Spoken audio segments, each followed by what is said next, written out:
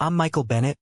I'm 29 years old, and on Christmas morning, my parents gave my brother a house while I was holding the paperwork that proved they were about to lose their own.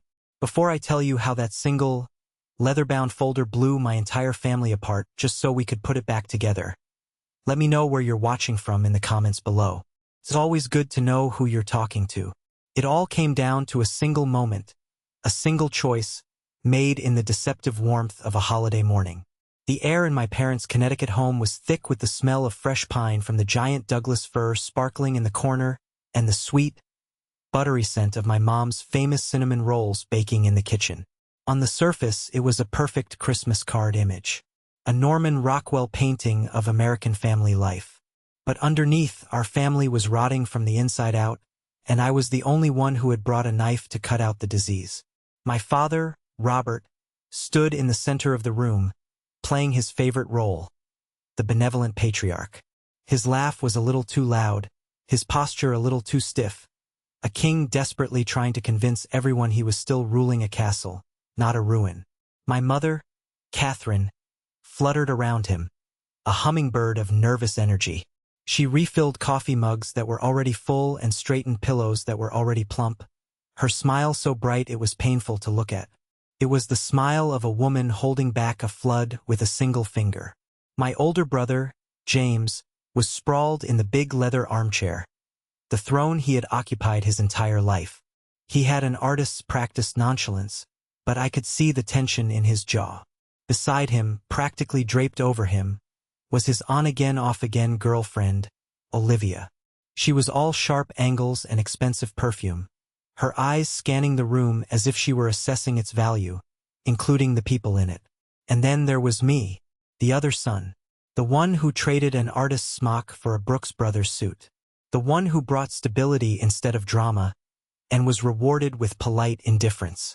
I felt like a visitor from another planet, a planet where balance sheets mattered and foreclosure notices were a sign of impending doom, not something to be hidden in an attic. My Aunt Sarah, Dad's sister, was my only anchor to sanity in the room. She sat quietly by the fire, nursing a cup of tea, her gaze missing nothing. She was a retired accountant, a woman who understood numbers, and she knew the numbers in our family hadn't added up for a very long time. My parents chose their moment perfectly, waiting for a lull in the conversation. They stood together, a united front of deception. My dad held up a small, elegantly wrapped box. "James, son," he began, his voice booming with a false generosity that made my stomach turn. "Your mother and we've seen how hard you've been working. We know an artist needs his own space to truly create, to thrive." He handed the box to James. Inside was a single, gleaming house key. "We bought you a house, son," my mother added, her voice thick with practiced emotion. "A charming little yellow bungalow over on Maple Street." The room erupted in applause. James looked stunned, then ecstatic. Olivia was squealing. Amidst the celebration, my father looked over at me, his expression a familiar cocktail of pity and condescension. "You'll understand someday, Michael," he said, his voice low. "It's different for him. He has a gift." I didn't react. I just sat there, a ghost at the feast, my hand resting on the heavy leather folder on the coffee table. It didn't look like a gift. It looked like a verdict. Finally, when the noise died down, I picked it up. My father, impatient to move on, prompted me. "All right, Michael, what did you get us? Don't tell me. Another set of golf balls?" I offered a smile that didn't reach my eyes.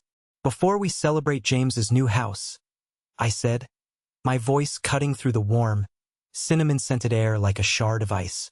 "I think you all need to see my gift first. It's for everyone." I slid the folder across the polished wood of the table, came to a stop right in front of him. The room fell silent again, a different kind of silence this time, one filled with confusion and a dawning, unspoken dread. My father's smile faltered. He was about to open Pandora's box, and I was the one who was going to hold his hands to the latch and force it open. To understand the cold resolve I felt on that Christmas morning, you have to understand the 1,000 little cuts that came before it. You have to understand what it feels like to be the reliable, sturdy, load-bearing wall in a house, the one everyone takes for granted, while all the attention goes to the decorative, temperamental fireplace. My entire life was a performance review where my consistent excellence was met with a shrug, while my brother's sporadic flashes of mediocrity were hailed as genius. I can transport myself back to being 10 years old like it was yesterday. The scratchy fabric of the new shirt my mom made me wear, the smell of the school auditorium, the weight of the gold medal they placed around my neck. I had won the statewide academic decathlon. Not just for my school, for the whole state. I had studied for months, memorizing historical dates, scientific formulas, literary passages. I came home, my heart a hummingbird in my chest, the heavy metal bouncing against my sternum, the framed certificate clutched in my sweaty hands. Mom! Dad! I won! First place in the whole state! I yelled, bursting through the door. My dad looked up from the TV, where he was watching a football game. Hey, that's great, son. Really great. Knew you could do it, he said, before his attention drifted back to the screen. My mom gave me a quick, tight hug. Oh, Michael, that's wonderful, honey. We're so proud of you. Let's find a safe place for this. She took the large, framed certificate and, after a moment's thought, opened the bottom drawer of the heavy oak filing cabinet in the den. The drawer was labeled, Documents. She slid my victory in, right between the car title and the warranty for the dishwasher. The medal went into a shoebox in the back of my closet, next to old baseball cards and a broken watch. It was an achievement to be filed away, not celebrated. 2 weeks later, my brother James, who was 12, came home from a summer art program with a canvas. It was a chaotic mess of smeared red and black paint. He pretentiously announced it was called Primal Scream. My parents were transfixed. You would have thought he'd single-handedly reinvented modern art.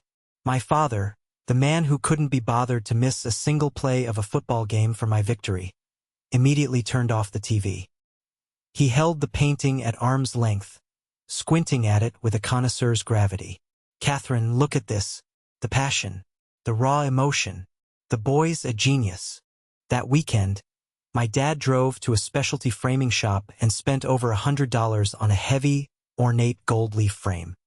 He took down a landscape painting that had hung over the living room mantel for years and ceremoniously installed James's Primal Scream in its place. For the next decade, every single person who visited our home was given a guided tour of my brother's masterpiece. My certificate stayed in the drawer. That was the blueprint for our lives. My high school valedictorian speech was nice. My acceptance to a top-tier business school was expected. The day I called to tell them I'd been hired at Morgan Stanley, my father's only response was, well, don't let them work you to death. Those guys in finance are sharks. But James? Every minor achievement was a cause for a parade. Last year, he sold a small, postcard-sized painting at a local art fair for $200. My parents hosted a catered dinner party to celebrate his exploding career. It was after that dinner that my girlfriend, Victoria, finally put her foot down. We were back at my apartment in Boston, a clean, modern space that was the antithesis of my parents' cluttered, shrine-like home. Vic was a corporate attorney, sharp and logical, and she saw the injustice of my family with a clarity I had long since lost. I can't watch that anymore, she said, pacing in front of my window. Michael, it's not just unfair, it's pathological. You are a senior analyst at one of the most respected financial firms in the world. You manage millions of dollars. You are successful by any objective measure. And your parents treat your achievements like footnotes. James sells one doodle for the price of a fancy dinner and they act like he's won the Nobel Prize. It's just how they are, Vic. They worry about him. No, she said, stopping to face me. They enable him. And they diminish you. There's a difference. You've been so successful they don't have to worry about you, so they've decided not to see you at all. It's lazy parenting. Her words were a splash of cold water. Lazy parenting. It reframed my entire childhood. It wasn't that I was less lovable. It was that I was less work. That conversation was a seed, and it started to grow in the weeks that followed. In early November, my mom called me with a request that, at the time, seemed innocent. "Michael, honey, your father and I are looking for the warranty on the new furnace, and I think it might have gotten mixed up in that box of old documents in the attic closet. Could you be a dear and look for us next time you're home? My back has been acting up." The following weekend, I made the 2-hour drive. The house was empty. They were out running errands. I went up to the attic. The air was cold and still. In the back of the closet, I found the box labeled documents. I started sifting through old tax returns, car titles, and appliance warranties. And then I saw them. They weren't in a single envelope. It was a stack held together by a thick rubber band. They were from the bank and from a law firm, Connors, Weinberg and Associates. My stomach clenched. These weren't warranties. My hands started to shake as I pulled one out. It was thick, official paper. The language was dense, legalistic, but the words that mattered were clear as day. Notice of delinquency. Acceleration warning. Notice of intent to foreclose. I sank down onto the dusty floor. The papers fanned out in my lap. It wasn't a recent problem. They had been missing payments for 6 months. They were over $20,000 in arrears. The final notice, the one from the law firm, stated the bank would begin foreclosure proceedings in 90 days. The letter was dated 2 weeks ago. They had less than 3 months before the home I grew up in would be seized by the bank. My mind raced, trying to reconcile the man who lectured me about saving for retirement with the man who was about to lose his house. It was all a lie. The pride, the success, the image of Robert Bennett, the self-made man. A complete fabrication. My first coherent thought was to call Aunt Sarah. I told her everything. Her sigh over the phone was heavy with a sorrow that was years in the making. "I was afraid of this, Michael." His business, Bennett and Son Contracting. The son part was always more of an idea than a reality. "Your father is a good contractor, but a terrible businessman. He's all pride and no profit margin. He's been borrowing from one project to finish another for years. Why didn't he ask for help? Why didn't he tell me?" "Because you're his successful son," she said, and her words chilled me. "Asking you for help would be the ultimate admission of his failure. Be careful, Michael. With your father, a lifeline can sometimes feel like an accusation." She was right. I couldn't just write a check. He would see it as an attack. So, I decided to fight him on his own terms. Not with emotion, but with overwhelming, irrefutable logic. I would build him a fortress of numbers he couldn't argue with. For the next 2 weeks, I became obsessed. I used my skills, my access to financial modeling software, my understanding of debt restructuring. I built the Bennett Family Financial Rescue and Restructuring Plan. It was over 50 pages long. It had charts, projections, a detailed budget, a plan to dissolve his debt-ridden sole proprietorship, and a strategy for selling off old equipment. It was the most important analysis I had ever done. The final piece was the financial injection. I couldn't pay off the mortgage without his signature, but I could give him the means to stop the bleeding. I arranged a cashier's check from my own savings, enough to clear the arrears and cover the next 6 months of payments. It was a huge sum, but it was the only way to buy the time needed for the rest of the plan to work. I had it all professionally printed and bound in a heavy, black leather folder. The Bennett family was embossed in simple gold letters on the front. Holding it in my hands, I felt a surge of purpose. This was it. This was the grand gesture. This was undeniable proof of my love, my worth, my capability. It was a declaration. I am the son who can save you. I was so naive. I thought I was bringing them a solution. I had no idea they had already crafted their own, and it was a solution that wrote me out of the family picture completely. The weeks leading up to Christmas felt like living in a house where everyone could smell gas, but I was the only one trying to find the leak. The family's denial was an art form, perfected over decades, and they were in the middle of their masterpiece. Every phone call, every interaction, was layered with unspoken truths. My anxiety pushed me to do something I hadn't done in years. I went to visit my brother at his studio, unannounced. I needed to look him in the eye, to see if he was a conspirator in this lie or just another victim of it. The loft was in a gritty part of downtown, up 3 flights of rickety stairs. The moment I opened the door, the smell hit me. A mix of stale coffee, turpentine, and the faint, metallic scent of anxiety. The place was a monument to creative block. Canvases were turned to face the walls, as if they were ashamed. A graveyard of empty takeout containers and beer bottles covered every flat surface. It wasn't the workspace of a thriving genius. It was the bunker of a man in hiding. James was sitting on a paint-splattered stool, staring at a large, blank canvas. He looked up when I came in, startled. For a second, I saw raw panic in his eyes before he masked it with his usual cool indifference. Well, he said, forcing a smirk.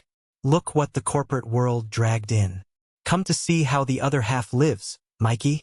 Something like that, I said, carefully navigating the mess.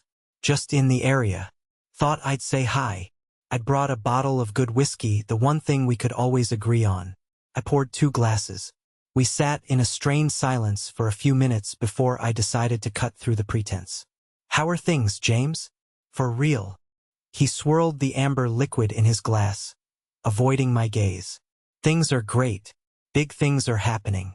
Just signed with a new gallery in New York, actually. They're planning a solo show in the spring. The lie was so bald, so effortless, it took my breath away. He was performing for me, his own brother. I could have called him on it. Instead, I took a different tack. That's great, I said calmly, because I was talking to Mom the other day. She mentioned you were a little tight on cash. I could front you some money if you need it. No big deal. Something in his facade cracked. His shoulders slumped. He took a long, shaky gulp of whiskey. She told you that? He mumbled, his voice thick. No, I admitted. She didn't. But I'm not blind. He looked up at me, and the years of bravado melted away, revealing the scared, insecure kid I hadn't seen since we were children. It's a disaster, Mike, he whispered. Everything is a disaster. There's no New York gallery. The last gallery dropped me 6 months ago. I haven't sold a painting for more than a couple $100 in over a year. I'm so far behind on rent. That's why I've been crashing with Olivia so much. He buried his face in his hands. I'm working at the daily grind. A barista, 31 years old with a Master of Fine Arts, and I'm steaming milk for college kids. I can't tell Mom and Dad. Their whole identity is wrapped up in me being this artistic genius. If I tell them I failed, it's like telling them they failed. Their love for me feels, I don't know, conditional. It's conditional on the story they tell about me. Listening to him, my anger toward him dissolved into a profound, aching pity. He wasn't my rival. He was a prisoner, locked in a gilded cage of expectations he was terrified to leave, because he didn't know if anyone would still love him on the outside. We were both trapped in the same broken system, just in different cells. That conversation solidified my resolve. My plan wasn't just about saving my parents from financial ruin anymore. It was about liberating my brother from a lie that was suffocating him. The tension escalated at Thanksgiving. The whole family was there, a perfect picture of dysfunction. My father stood at the head of the table, carving the turkey with the performative bravado of a Roman emperor, telling embellished stories of his business successes. At one point, I went into the kitchen to help my mom, and I heard him on the phone in his den, his voice a low, urgent whisper. Marcus, I'm telling you, stop calling me about this, he hissed. There was a pause. I could imagine Marcus on the other end, his voice calm and reasonable. No, I don't have it. Look, I have a plan. It's a good plan. It will solve everything. Just give me until after Christmas. Everything will be fine after Christmas. He hung up abruptly. A plan that would solve everything after Christmas. The words echoed in my head. He wasn't talking about my plan. He had one of his own.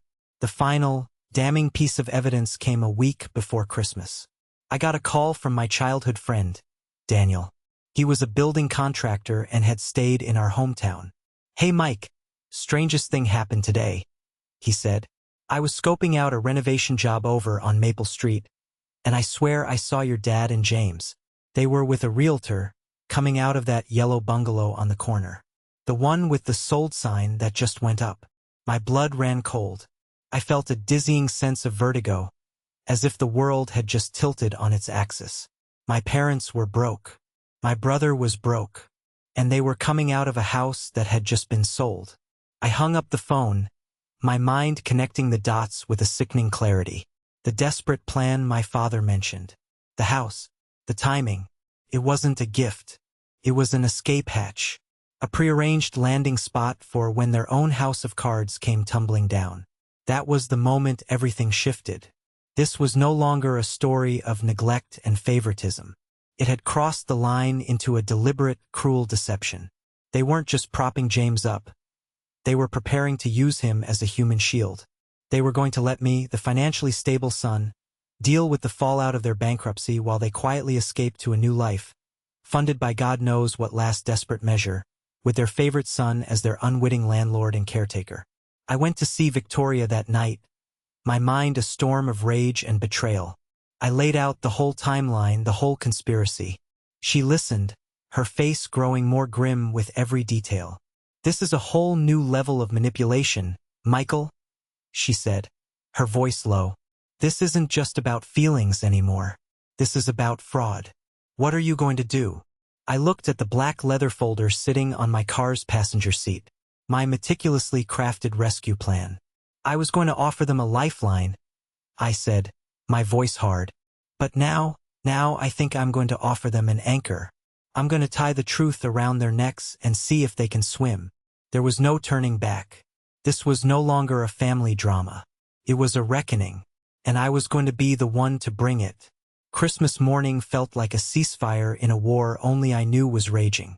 The snow fell in thick, silent flakes, blanketing the world in a pristine white that felt like a mockery of the mess inside my parents' house. I walked through the front door and was hit with a wall of forced holiday cheer that was so thick I could barely breathe. The scene was perfectly staged. My brother, James, was holding court by the tree, a self-conscious king on a temporary throne.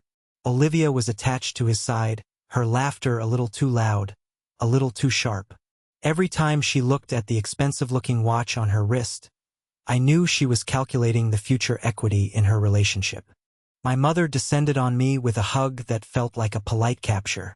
"Michael, Merry Christmas. Darling, you look tired. Are you working too hard?" The question was a familiar weapon, a subtle way of reminding me that my world of responsibility was a sad, gray place compared to James's vibrant world of art. My father clapped me on the shoulder, his hand heavy. "Good to see you, son. Made it through another year in the rat race." He was projecting an aura of relaxed, confident wealth, the lord of the manor, completely unaware that his title was about to be stripped. I saw Aunt Sarah across the room, and she gave me a look that was a potent mix of empathy and dread. She knew I had discovered the truth, and she knew my temperament. She knew I wouldn't let it lie.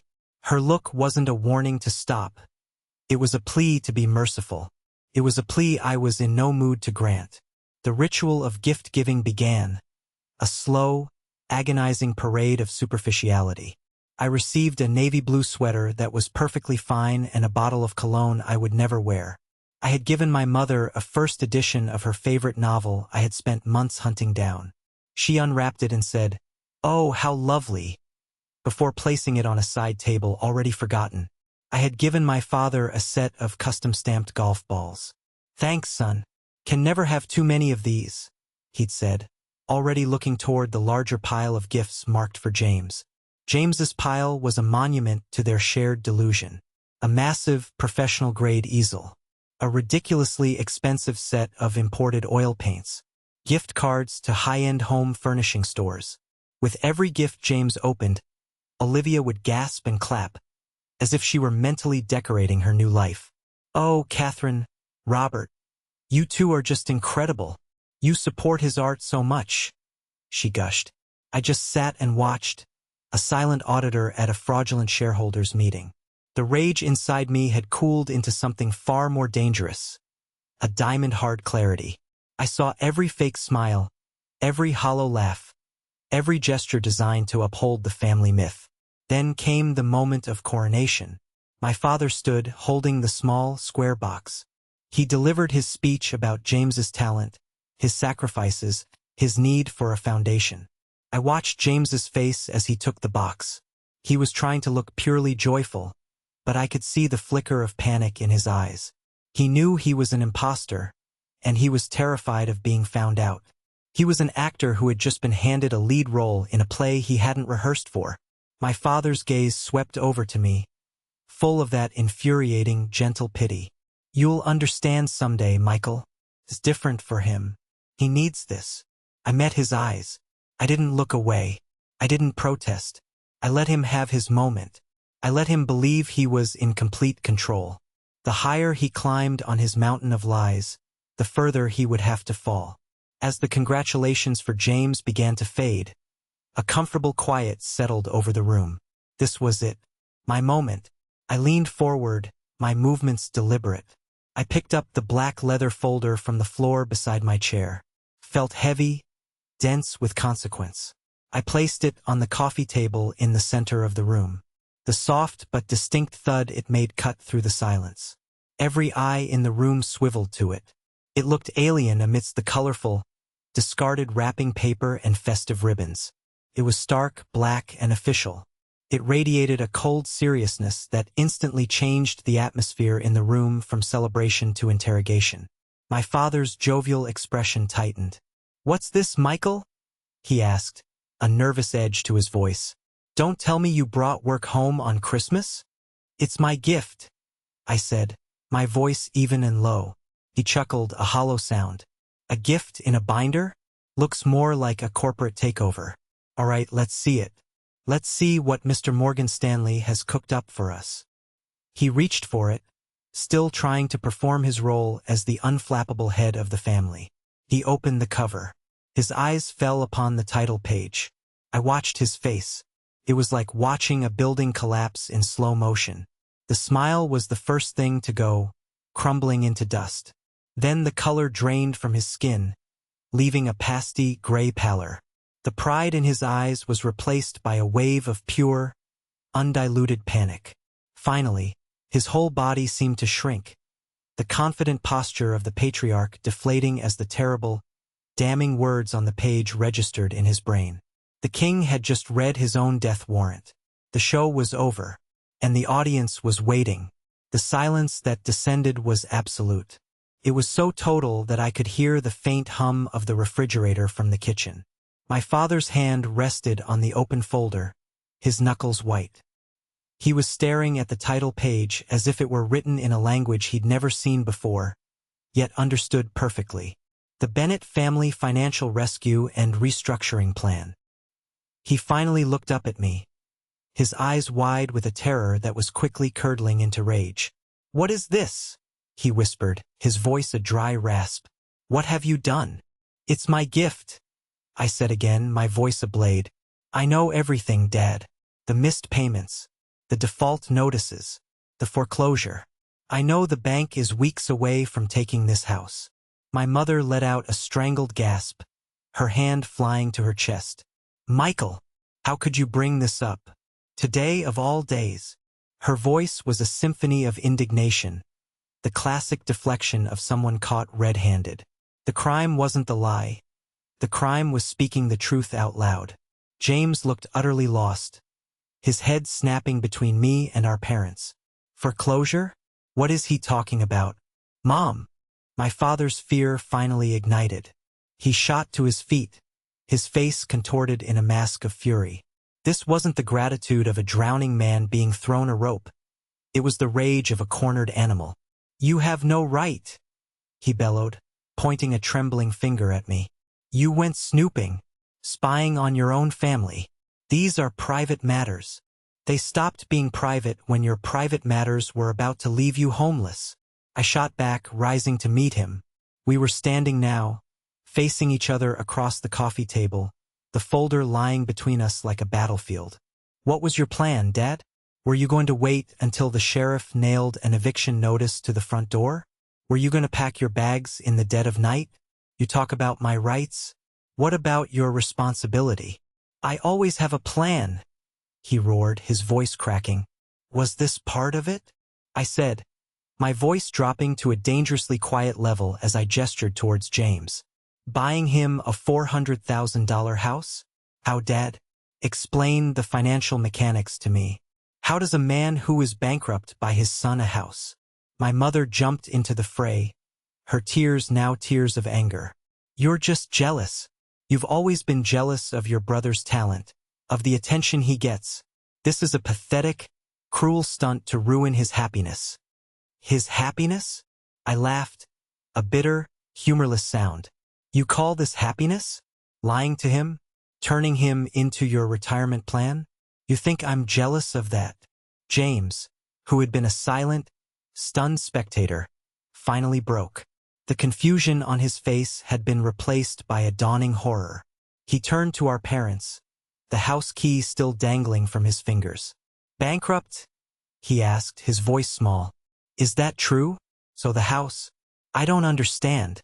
The fight went out of my father. All the bluster, all the rage, evaporated, leaving behind a hollow, defeated old man. He sank back into his armchair, unable to look at either of his sons.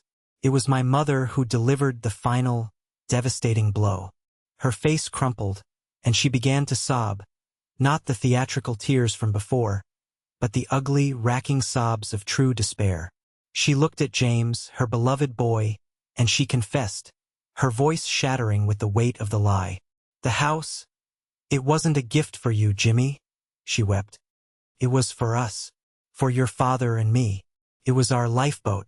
We were going to come live with you after the bank took this place. Dead silence. The air solidified. It was no longer air. It was a block of ice, and we were all frozen inside it. This truth was different. It was a truth that rewrote our entire history. It redefined every act of love, every word of encouragement, every sacrifice my parents had ever claimed to make for James. It was all transactional. It was all a long-term investment in their own survival. James stared at her, his face completely blank. His expression was one of such profound shock that it looked like he had been physically struck. He slowly, deliberately, opened his hand and let the shiny key fall from his fingers. It hit the carpet with a soft, dull thud that sounded as loud as a gunshot in the silent room. He wasn't the favored son. He was the fatted calf. Olivia, who had been watching this all unfold with a sort of horrified fascination, finally spoke. "Oh my God," she breathed, a smirk of pure, unadulterated contempt spreading across her face. She looked at James as if he were something she'd found on the bottom of her shoe. "You're not a genius artist. You're just their 401k.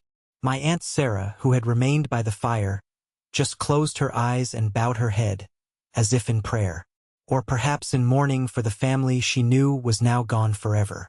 I looked at my father, the great Robert Bennett, cowering in his chair. Then I looked at my mother, weeping over her own monstrous selfishness. And I looked at my brother, whose entire identity had been revealed as a carefully constructed lie. The perfect Christmas card family was a fraud. The house was a stage. The love was a lie. And the truth, in all its brutal, ugly glory, had finally taken center stage. There was nowhere left to hide. In the frozen tableau of our ruined Christmas, Olivia was the first to thaw. Her movements were sharp, decisive. She stood up, smoothing down her designer dress, a gesture of neatening herself after being exposed to something unclean. She looked down at James, not with sympathy, but with the cold appraisal of a loan officer reviewing a defaulted account. "So, just to be clear," she began, her voice a stiletto heel on a marble floor, "there is no house, there is no burgeoning art career. There's just you, a 31-year-old barista living a lie, with bankrupt parents who were planning to use you as their retirement home." She let out a short, brutal laugh. "Wow, and I thought my ex was a fixer-upper." James flinched, the words hitting him with physical force. "Olivia, please," he whispered, his voice cracking. "Save it," she snapped, grabbing her expensive purse from the floor. "I've wasted enough time on this project." She gave him one last, withering look. "Call me when you have a life," A real one. She turned and walked, not stormed, to the front door. Her exit was cool, calculated, and utterly contemptuous. The click of the door shutting behind her was an exclamation point on the end of James's fantasy life. Her departure left a vacuum, and the sheer weight of the silence that rushed in was crushing. My mother's sobs subsided into pathetic, hiccuping whimpers. My father seemed to have turned to stone in his chair, his eyes fixed on nothing. The festive decorations, the sparkling tree, the smell of cinnamon, all of it now seemed grotesque, a mockery of the raw, emotional wound that lay exposed in the center of the room. James was still standing where Olivia had left him, looking like a statue of shock. He slowly turned his head and looked at me. His eyes were dark, hollowed out. "Did you know?" he asked, his voice barely audible. "All of it? About the house being for them?" "No," I said honestly. "Not that part. I just knew about the foreclosure. I thought they were buying you a house they couldn't afford. I didn't realize they were buying it for themselves." He nodded slowly, a single jerky movement. He believed me. In that moment, a tiny, fragile bridge of shared truth formed between us over the abyss of our parents' lies. I felt an overwhelming sense of exhaustion. The adrenaline that had fueled my confrontation was gone, leaving behind a bone-deep weariness. There was no victory, no triumph, just the grim, messy reality of the wreckage. I walked over to the coffee table and picked up the leather folder. Felt different now. It wasn't a weapon anymore. It was just a tool, a set of instructions for a demolition and reconstruction project that was going to be long and painful. I placed it back on the table, squarely in the middle of the room. "This doesn't have to be the end," I said, my voice quiet but firm, addressing the whole broken circle. "It can be the beginning, but only if the lies stop. Right now. Forever." I opened the folder. "The plan is here. It's not easy, but it's real. Step 1. We put the bungalow on Maple Street on the market tomorrow morning. We take whatever we can get for it, and every penny goes to the bank to stop the foreclosure. Step 2. Dad, you meet with a bankruptcy lawyer. This week. We dissolve the company and deal with the creditors honestly. Step 3. We live on a budget. A real one. I've outlined it in here. It's going to be tight. No more luxuries. No more pretending." I looked from my father's stony face to my mother's tear-streaked one, and finally to James's empty eyes. "This is the only path forward. We can take it together, or you can sit here and wait for the bank to take everything while you point fingers at each other. The choice is yours." For the first time in my entire life, I wasn't asking for their approval. I wasn't waiting for their permission. I was telling them how it was going to be. The responsible son, the invisible son, had finally stepped out of the shadows. Not because I wanted to, but because I was the only one left standing. The house was in ruins, and someone had to start sorting through the rubble. The weeks after that Christmas felt like living in a fog. The house was oppressively quiet, haunted by the ghosts of conversations that were never had and truths that were said too late. We moved around each other like strangers, the air thick with shame and resentment. But beneath it all, something new was happening. We were moving. For the first time, we were moving forward, however clumsily. The first, most painful step was selling the bungalow. I hired a no-nonsense realtor, a woman named Carol who seemed unfazed by the toxic cloud of despair that surrounded our family. She listed the house as is, and the first person to inspect it was a contractor who confirmed our neighbor's suspicion. "Foundation's got major issues," he said bluntly, shining a flashlight on a long, spiderwebbing crack in the basement wall. "Someone did a cosmetic patch job, but this is a structural problem. It's gonna cost you." James and I were there for the inspection. We stood in the damp, musty basement and looked at each other. He let out a short, bitter laugh. "A house built on lies has a cracked foundation. Of course it does. The universe has a sick sense of humor." It was one of the first real things he'd said in weeks. The house sold quickly at a steep discount to a flipper willing to do the work. The money went straight to the bank, a payment that felt less like a victory and more like a ransom. It bought us time. The next front was my father's business. He was incapable of dealing with it.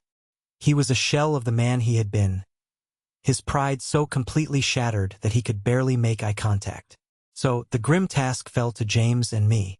We spent a long weekend at the dining room table, which became our command center.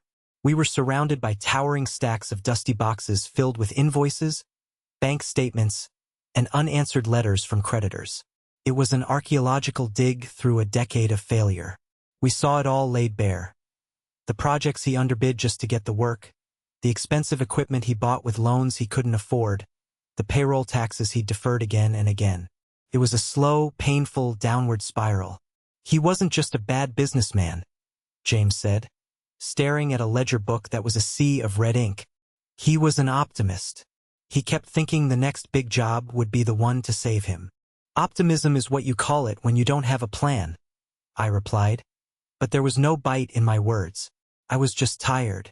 It was late on the second night when we found the folder. It was labeled MW Loans.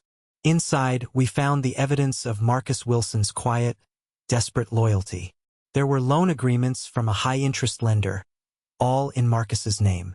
There were copies of cashier's checks made out to Bennett and Son Contracting. And tucked in the back, there was a single, folded email printed out. It was from Marcus to my father, dated nearly a year ago. Robert, it read, I've secured another $20,000 to cover payroll for this month. This is the last time I can do this.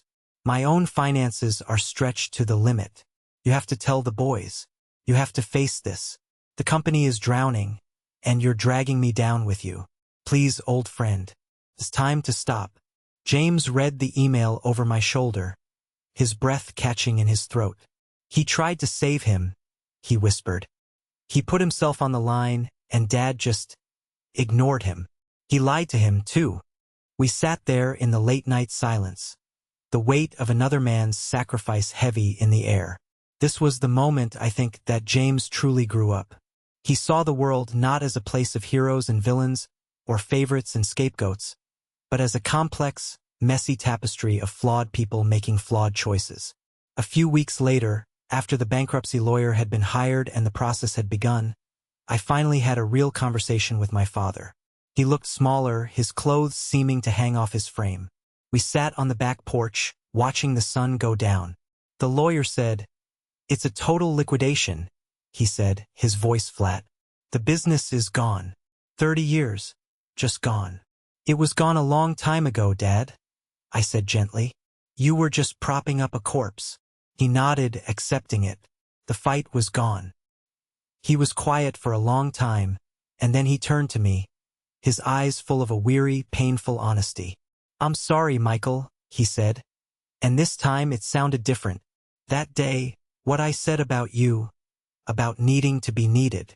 He sighed. When you were a kid, you were just easy. You got good grades, you stayed out of trouble, you figured things out on your own. I was proud of you, but I didn't know how to be your father. I didn't know what to do. With James, there was always something. A scraped knee, a bad grade, a broken heart, a dream that needed funding. He always gave me a job to do, problem to solve.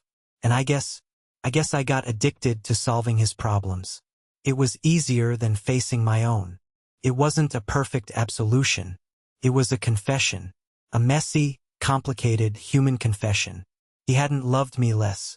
He had just been a coward, and my independence had made his cowardice easy. It didn't heal the wounds of a lifetime, but it was a salve. It was a start.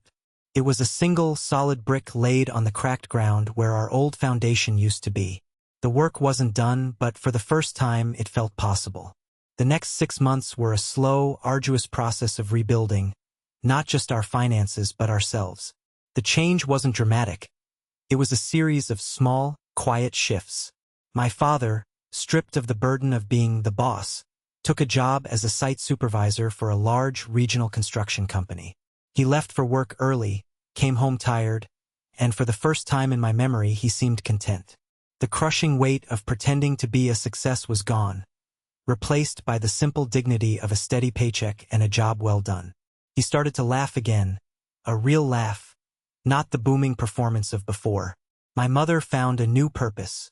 She started volunteering at the town library, her organizational skills finally put to use for something other than hiding debt. She joined a book club. She started talking about her health issues with a straightforward honesty that was startling. She and I developed a new ritual, a phone call every Sunday night. We didn't talk about anything profound. We talked about the weather, about the book she was reading, about a funny customer at my dad's new job. It was the simple, boring conversation of a normal mother and son, and it was more precious to me than any grand declaration of love. James was the most remarkable transformation. He thrived outside the golden cage. He took a job as a graphic designer for a small marketing firm. He was good at it. His artistic talent, when applied to a practical purpose, was a real asset. He moved into a small, clean apartment that he paid for himself. He started dating a quiet, kind woman, a teacher, who loved his art but was more impressed by his sense of humor. He still painted on weekends, huge, vibrant canvases, but now they were filled with a sense of joy and freedom, not desperation. I drove down for a family dinner on a warm Sunday in late June. It wasn't a holiday or a birthday. It was just Sunday. The oppressive silence was gone from the house, replaced by an easy, comfortable quiet. We sat around the dining room table, the same table that had served as our war room, and we just talked. My dad told a self-deprecating story about his new, much younger boss. My mom recommended a new mystery novel. James showed us a successful ad campaign he had designed. We were a family, sharing the small, ordinary details of our separate lives. As I was leaving, James walked me to my car. He was holding a small, rolled-up piece of drawing paper. "Here," he said, handing it to me. "A housewarming gift for your apartment. A little late. That's what broke him." He put his glass down, the sound unnaturally loud in the quiet room. He buried his face in his hands. "It's a disaster, Mike," he confessed, his voice muffled. "A complete disaster. There's no commission. The gallery dropped me months ago. I'm so far behind on rent. I've been living on my credit cards." He looked up, his eyes filled with a shame that was painful to see. "I'm working as a barista at the Daily Grind just to eat. A 31-year-old with a Master of Fine Arts, and I'm asking people if they want room for cream." "Why haven't you told Mom and Dad?" I asked, though I already knew the answer. "Are you kidding?" he scoffed. "Their entire sense of self is tied up in my genius. I'm their special project. If I admit that I'm failing, it's like admitting they failed. I'm not sure they'd know how to love me without the story they've built around me." In that moment, he wasn't my rival. He was my fellow prisoner, trapped in a different, more gilded, but equally suffocating cell. My anger at him evaporated, replaced by a cold fury directed at our parents. Their brand of love wasn't just neglectful to me. It was toxic to him. The tension was palpable at Thanksgiving dinner. My father carved the turkey with the grandiosity of a king, telling stories about business deals that I now knew were pure fiction. I watched my mother watch him, her smile stretched tight, a silent co-conspirator in his performance. Later, I overheard my father in his den, his voice a low, desperate hiss on the phone. "Marcus, I told you not now," he whispered angrily. "Just give me until after the holidays. I have a plan. It will solve everything. Everything will be fine after Christmas." He slammed the phone down. A plan that would solve everything after Christmas. The words sent a chill down my spine. The final, damning piece of the puzzle arrived via a phone call from my childhood friend, Daniel, a week before Christmas. "Weirdest thing, Mike," he said. "I was pricing a job on Maple Street today. I saw your dad and James with a realtor, coming out of that yellow bungalow on the corner. The one that just sold. I felt the floor drop out from under me. It was like a key turning in a lock, and a horrible, sickening picture coming into focus. Broke parents. Broke brother. A newly sold house. A secret plan. They weren't just hiding their failure. They were planning their escape. I drove to Victoria's apartment that night, my mind a maelstrom of rage. I laid out the whole conspiracy for her. She listened, her lawyer's mind piecing together the evidence. "So they're bankrupt," she summarized, her voice grim. But instead of dealing with it, they've secretly bought a house. God knows how, that they're pretending is a gift for James, but is actually their own landing pad for when the ship sinks. That's what it looks like, I said, my voice tight. This is next-level manipulation, Michael, she said. This is fraud. What are you going to do? I looked at the black leather folder sitting on my passenger seat. My beautiful, logical, comprehensive rescue plan. I was going to offer them a lifeline, I said, my voice cold. But now I'm going to offer them an anchor. I'm going to tie the truth around their necks and see if they can swim. There was no going back. The family drama I had been living my whole life was about to become a full-blown reckoning. And I was ready to light the fuse. Christmas morning arrived, and with it, a sense of dreadful inevitability. The house was a stage, the decorations were the set, and my family members were actors who had long forgotten they were performing. I walked in, and the forced holiday cheer was so thick it felt like wading through molasses. My brother James was the center of attention, a role he wore with an ill-fitting mixture of pride and panic. Olivia was practically attached to him, her laughter a series of sharp, bright bursts. Every few minutes, she'd touch his arm and whisper something in his ear, her eyes gleaming with a proprietary light. She wasn't just his girlfriend. She was a stakeholder in his perceived success. My mother's hug was brief and brittle. Michael, you're here. Merry Christmas, honey. You look tired. It was her standard greeting for me, a subtle reminder that my life of responsibility was draining, while James's life of creativity was invigorating. My father's clap on the shoulder was heavy, a gesture of a man asserting his dominance even in a simple greeting. I caught my Aunt Sarah's eye. She gave me a look that was packed with meaning, a plea for caution, an acknowledgement of the coming storm, and a deep well of sadness. She knew me. She knew I couldn't let this go. We went through the ritual of opening the smaller gifts. The exchanges were polite, the thank yous automated. I watched as James was showered with presents all themed around his new, imaginary life as a homeowner and successful artist.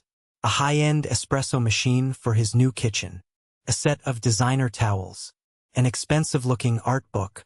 Each gift was another brick in the wall of their shared delusion. Then my father stood, picking up the small, square box that was clearly the main event. He launched into his speech, his voice booming with a counterfeit warmth that made my skin crawl. He spoke of James's talent, his artistic sacrifices, his need for a place of his own. I watched James's face. He was trying to look grateful and overjoyed, but I could see the sweat beading on his forehead. He was an imposter king about to be crowned, and he was terrified the crown wouldn't fit. My father finished his speech with his customary glance in my direction, the pity in his eyes as predictable as the sunrise. It's different for him, Michael. You'll understand. I held his gaze, my face a mask of neutrality. I let him have his victory lap. I let him stand on the pinnacle of his lie. The fall would be that much more spectacular. When the applause finally died down, I leaned forward. My movements were slow, deliberate. I picked up the black leather folder and placed it on the coffee table. The soft thud it made was the only sound in the suddenly silent room. Every eye swiveled to the folder. It was stark and black against the festive reds and greens of the wrapping paper. It was an object that didn't belong. It radiated a cold seriousness that instantly doused the holiday spirit. "What's this, Michael?" my father asked, his jovial tone gone, replaced by a nervous edge. "Bringing work home on Christmas?" "It's my gift," I said, my voice quiet and even. He let out a short, hollow laugh. "A gift in a binder? Looks more like a business proposal." He reached for it, still trying to maintain control of the scene. "All right, let's see what Mr. Morgan Stanley has for us." He opened the cover. His eyes scanned the title page. I watched his face. It was like watching a dam break in slow motion. First, the smile crumbled. Then, the color drained from his cheeks, leaving behind a sick, gray pallor. The confident posture of the patriarch sagged, as if the air had been let out of him. The pride in his eyes was swamped by a tidal wave of pure, undiluted panic. The king had just read his own abdication notice. The performance was over. The silence in the room was absolute, a pressure against the eardrums. My father stared at the open folder, his hand frozen on the cover. His lips moved, but no sound came out. He was a man who had just seen a ghost, and the ghost was his own failure printed in 12-point Times New Roman. "What is this?" he finally whispered, his voice a dry rustle of leaves. He couldn't look at me. "It's my gift," I said again, my voice devoid of warmth. "It's a rescue plan. I know about the foreclosure notice, Dad. I know about the debt.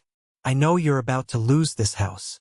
My mother gasped, a sharp, wounded sound. "Michael, how could you?"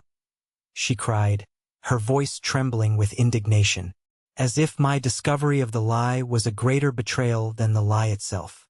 James's head swiveled between us, his face a mask of confusion. "Foreclosure? What are you talking about?" My father's fear finally found an outlet in rage. He slammed the folder shut, the sound cracking like a gunshot. He finally met my eyes, and they were blazing with the fury of a cornered animal. "You had no right," he seethed. "You went behind our backs, snooping through our private things. This is a family matter. It stopped being a private matter when you were weeks away from being homeless." I shot back, my own control snapping. I stood up, and he stood with me. We were adversaries across the coffee table. "What was your plan, Dad? Just wait for the sheriff to knock on the door? Was that your grand strategy?" "I have a plan," he roared, his face turning a blotchy red. "I always have a plan." Was buying James a $400,000 house part of the plan? I pressed, my voice dangerously quiet. "How? Explain it to me. Explain the financial logic of a bankrupt man buying real estate." My mother rushed to his defense, her tears now weapons of accusation. "You're just jealous. You've always been jealous of your brother. This is just a cruel, pathetic stunt to ruin his moment." "His moment?" I laughed, a harsh, bitter sound. "You call this a moment? This performance? You're lying to him, to everyone. You think I'm jealous of that?" It was then that James, the stunned spectator, found his voice. He looked at our parents, his face pale with a dawning, sickening understanding. "Bankrupt?" he stammered, looking at the house key still in his hand as if it were a venomous insect. "Is that true? Then, the house?" My father deflated. The rage, the bluster, all of it evaporated, leaving behind a hollowed-out, defeated old man. He sank back into his armchair, a king dethroned, unable to look at either of his sons. It was my mother who delivered the final, devastating truth. She collapsed onto the sofa, her body racked with ugly, heaving sobs. She looked at James, her golden child, and confessed, her voice shattering. "The house? It wasn't a gift for you, Jimmy," she wept. "It was for us, for your father and me. It was our lifeboat. We were going to come live with you after the bank took this place." The silence that followed was different. It was the silence of a tomb. This revelation was a poison that seeped into the very foundations of our family, retroactively tainting every memory, every sacrifice, every word of love. It was all a lie, a long-term investment in their own survival. James just stared at her, his face completely blank, his shock so profound it looked like numbness. He slowly opened his hand and let the key drop to the carpet. It landed without a sound. He wasn't the chosen son. He was the escape route. Olivia let out a short, sharp laugh of pure contempt. "Oh my God," she said, looking at James with disgust. "You're not an artist. You're just their retirement plan." My Aunt Sarah, who had watched the whole tragedy unfold from her chair by the fire, simply closed her eyes and bowed her head. I looked at the wreckage of my family. My fraudulent father, my manipulative mother, my duped brother. The perfect American family, exposed as a hollow shell. The truth, in all its brutal glory, had finally been spoken. And it had destroyed everything. In the frozen silence of our ruined Christmas, Olivia was the first to move. She stood, her movements sharp and economical, as if extricating herself from something distasteful. She looked down at James, her expression a mixture of pity and disgust. "So, to recap," she said, her voice like chipping ice, "there is no house, no money, and no brilliant art career. You're a barista whose parents are bankrupt, and we're planning to use you as their emergency housing." She shook her head, a smirk playing on her lips. "Wow, and I thought my last boyfriend had issues." James flinched as if she had struck him. "Olivia, please," he began, his voice a hoarse whisper. "Don't," she cut him off, holding up a hand. "Save your breath." She slung her designer purse over her shoulder. "I'm looking for a partner, James, not a project with this much baggage." And with that, she turned and walked to the front door, her exit as cool and calculated as her arrival. The sound of the door clicking shut was a final, merciless period on the end of James's fantasy life. Her departure broke the spell, leaving us alone with the emotional carnage. My mother's crying had subsided into quiet, pathetic whimpers. My father sat like a stone statue in his armchair, his eyes vacant. The festive decorations on the tree seemed to mock us with their cheerful, twinkling lights. James stood in the middle of the room, looking lost. He slowly turned his head and looked at me, his eyes hollowed out. "Did you know?" he asked, his voice barely audible. "About the house being for them?" "No," I said, and he seemed to see the truth in my eyes. "I knew about the money problems. I thought they were just being reckless, buying you a house they couldn't afford. I didn't know it was a lifeboat." He gave a single, jerky nod. In that moment, a fragile bridge of shared reality formed between us, built over the chasm of our parents' deception.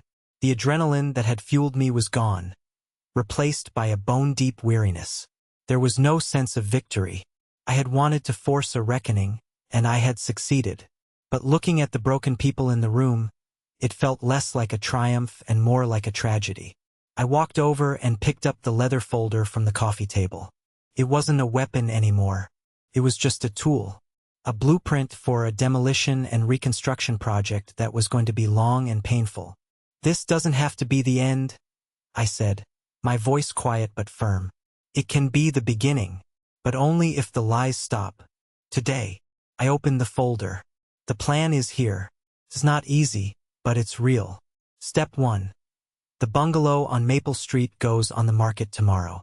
We take whatever we can get, and the money goes straight to the bank. Step 2.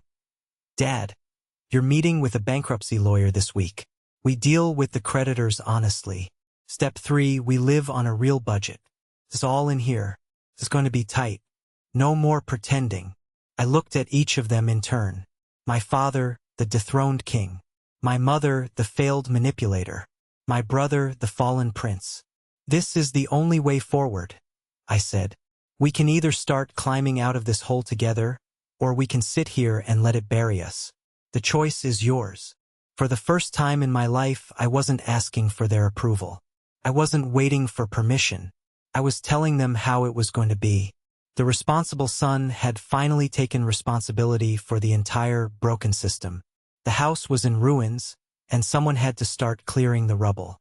The days following that Christmas were grim and silent. The holiday decorations came down, leaving the house looking tired and gray. We tiptoed around each other, the air thick with unspoken accusations and regrets. But beneath the suffocating quiet, there was movement. Slow, painful, but it was movement. The first order of business was the bungalow. I hired a tough, no-nonsense realtor who listed the house as is. An inspector confirmed our fears. The foundation was cracked. "Someone did a cheap patch job," he said. "But this is a structural issue." James, who was with me, let out a hollow laugh. "A house built on lies has a cracked foundation. Of course it does." It was a bitter joke, but it was the first sign of his old spark returning, albeit coated in cynicism. The house sold at a steep discount to a flipper, and the money was a small but necessary payment to the bank, a stay of execution. Next came the autopsy of my father's business. He was a ghost, too broken to face his own failure, so the task fell to James and me. We spent a long weekend at the dining room table, surrounded by years of dusty financial records. It was a grim education in my father's desperate optimism. We saw the underbid projects, the loans to cover payroll, the steady, undeniable slide into insolvency. "He wasn't a crook," James said late one night, staring at a ledger filled with red ink. "He was just a terrible businessman who always believed his luck was about to turn." It was then that we found the folder labeled MW Loans. Inside was the story of Marcus Wilson's loyalty.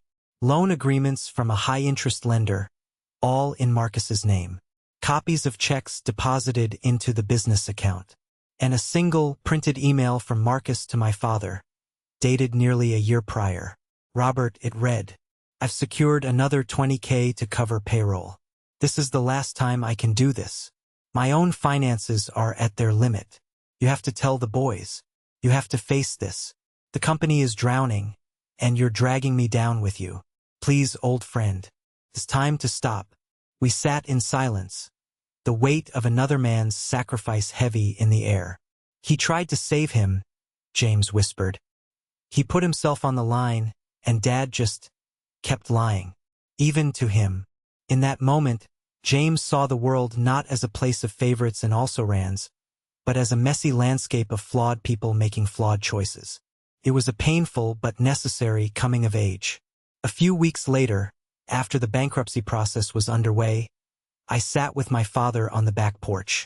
He looked smaller, humbled. "The lawyer said it's a total liquidation," he said flatly. "The business is gone." "It was gone a long time ago, Dad," I said gently. "You were just propping up a corpse." He nodded, finally accepting it. "I'm sorry, Michael," he said after a long silence. His voice was raspy. "What I said about needing to be needed." He sighed. "When you were a kid, you were just so capable. You figured everything out. I was proud, but I didn't know what my job was. With James, there was always a problem to solve. He needed me, and I guess it was easier to focus on his problems than to face my own. It wasn't a perfect apology. It was messy, flawed, and full of his own justifications. But it was the truest thing he had said to me in my entire life. It didn't magically heal the wounds, but it was a balm. It was the first solid brick laid in the painstaking process of rebuilding from the ground up. The next 6 months were a quiet revolution. There were no grand pronouncements, just a series of small, significant changes. My father took a job as a site supervisor for a large construction firm. The weight of being the boss was lifted, and he seemed to stand straighter. He came home tired but content, the simple dignity of a job well done replacing his old, brittle pride. My mother started volunteering at the library 3 days a week. She found a purpose outside the walls of her home and the drama of her family. She and I started a new tradition, a phone call every Sunday night, where we talked about nothing and everything. They were awkward at first, but they were real. James was the biggest surprise. He got a job as a graphic designer, his artistic talents finally finding a practical, valued outlet. He moved into his own apartment, one he could actually afford. He still painted, but now his canvases were filled with a vibrant energy that had been absent for years. He was painting for joy, not for approval. I drove down for a family dinner one Sunday in June. The house was different, quieter, calmer. We sat around the dining table and talked about our weeks. My dad told a funny story about his much younger boss. My mom recommended a book. James talked about a marketing campaign he was proud of. It was also normal, and it was beautiful. As I was leaving, James handed me a rolled-up piece of drawing paper. "A housewarming gift," he said with a small smile. I unrolled it. It was a charcoal sketch of 2 young men, their backs to us, working together to mend a broken fence. There was no title. It didn't need one. I looked at the simple drawing, and I felt a sense of peace that was more profound than any victory I could have imagined. I had spent my life seeking a grand gesture of recognition, but the real foundation wasn't built in a single moment. It was built here, in the small, quiet, daily acts of showing up, telling the truth, and patiently mending what was broken, side by side. Our family was scarred and imperfect, but for the first time it was strong. And it was real. I unrolled it. It was a charcoal sketch. It wasn't a dramatic landscape or a tortured abstract. It was simple, and it hit me with the force of a physical blow. It was a drawing of two young men, their backs to us. They were working together, their shoulders almost touching, repairing a broken section of an old wooden fence. There was no title. It didn't need one. I looked at that simple drawing and I finally understood. My whole life, I had been seeking a grand gesture, a single moment of recognition that would fix everything. But that's not how rebuilding works. It's not one big, dramatic act. It's 1,000 small, quiet ones. It's showing up. It's telling the truth. It's the slow, unglamorous work of mending what's broken, board by board, side by side. The foundation we were building now wasn't perfect. It was scarred and patched, but it was real. And for the first time in my life, standing in my parents' driveway holding a simple drawing from my brother, it felt like home. Thank you for listening to my story. I hope it resonated with you in some way. Have you ever been in a situation where the truth was both the most painful and the most necessary thing? Share your story in the comments below. And don't forget to like and subscribe so you don't miss what's next.